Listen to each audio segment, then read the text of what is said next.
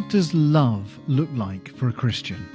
In John 13 verse 35, Jesus says, "By this everyone will know that you are my disciples, if you have love for one another." And alongside our direct worship of God, showing love for others is the deepest expression of our Christian love.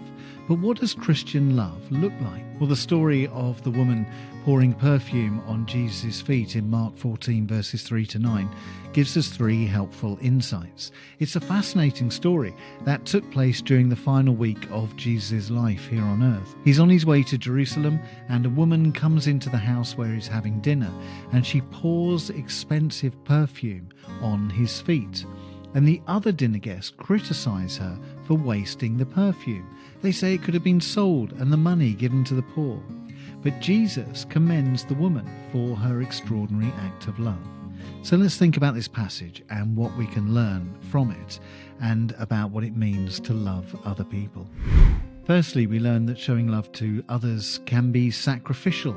It can cost us a lot to love others, in terms of time and in money, but also emotional energy. This woman showed love to Jesus by sacrificing something of great value, the perfume.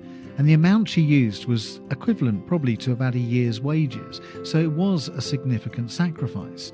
And she reminds us that true love often means giving up something important for the sake of others. We see this same message over and over again throughout the Bible, but for example in Philippians chapter 2 verses 3 to 4, which says, "Do nothing out of selfish ambition or vain conceit.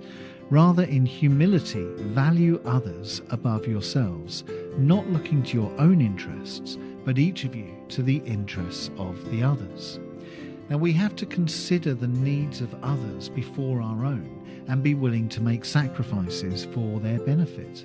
And of course, we can see the power of sacrifice in the ultimate act of love when Jesus gave up his own life for us on the cross. John 15 verse 13 says, "Greater love has no one than this, to lay down one's life for one's friends."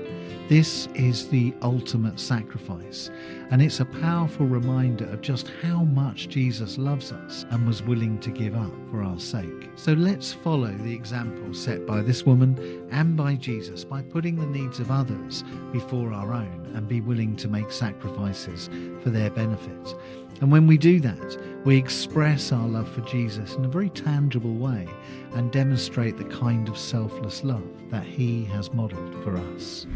Secondly, we learn that showing love to others requires humility. This woman poured expensive perfume onto Jesus' feet, and in doing so, she demonstrated humility in several ways. Firstly, she washed his feet with her hair, a gesture considered a low and humble act at that time.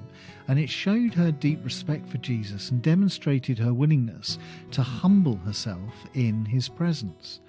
Throughout the Bible, we are encouraged to practice humility in our lives. We've already mentioned Philippians 2 verses 3 to 4, but that call to humility is found in so many other places as well. For example, in James chapter 4 verse 10, we're told to humble ourselves before the Lord. In Matthew 23 verse 12, Jesus says, "For whoever exalts himself will be humbled, and whoever humbles himself will be exalted." And these verses emphasize the importance of humility in our relationship with God and others. And the woman's act of humility in washing Jesus' feet with her hair is a powerful example for us to follow. By putting aside her own pride and her ego, she showed Jesus the deep respect and love that she had for him. Her humility in this act was not only a demonstration of her devotion to Jesus, but it's also a powerful example for us to follow in our own lives.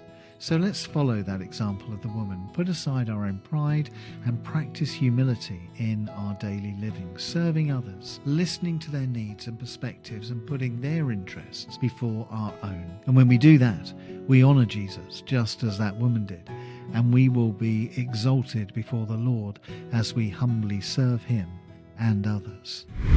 Thirdly, showing love to others is an act of worship towards God. In Matthew 25:40, Jesus says, "As you did it to one of the least of these my brothers, so you did it to me." How we treat others is a reflection of how we treat Jesus. If we show love to others, then that is an act of love towards Jesus. So in a sense, our love towards others becomes an act of worship towards God.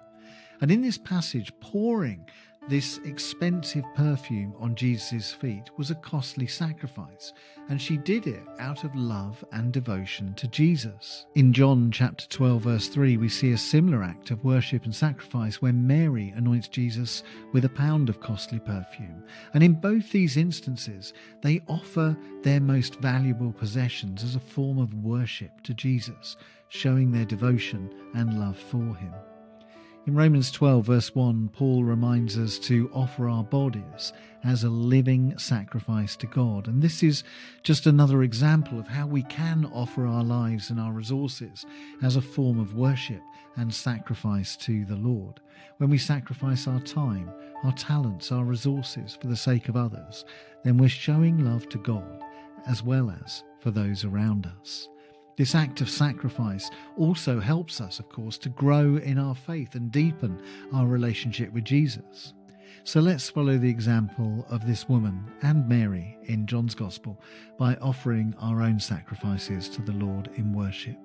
The sacrifice of living for God by loving others sacrificially with humility, so that we can show our love and devotion to Jesus, deepen our relationship with him, and bring glory to his name.